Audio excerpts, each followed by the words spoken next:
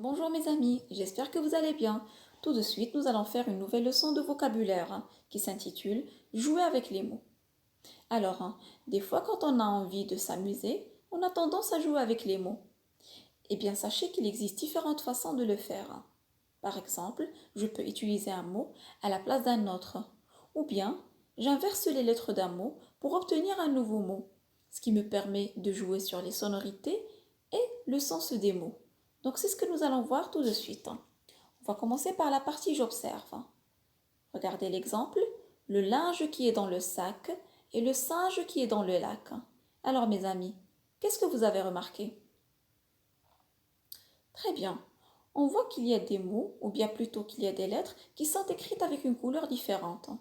Vous savez pourquoi? Eh bien, parce que nous allons inverser ces lettres pour obtenir un nouveau mot. Par exemple, pour le mot linge, à la place du L, je vais mettre un S. Je vais obtenir le mot singe. Et pour le mot sac, à la place du S, je vais mettre un L.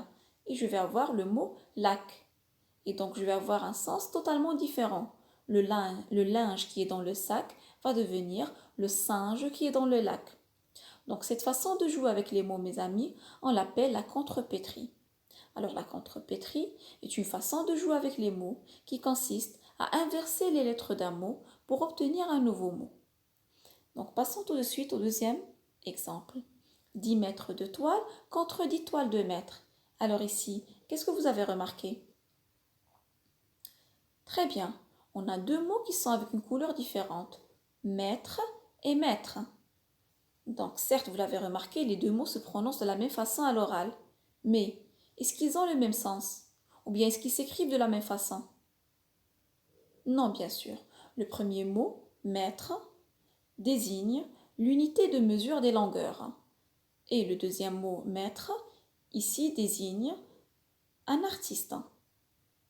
Donc, cette façon de jouer avec les mots, mes amis, on l'appelle le calembour.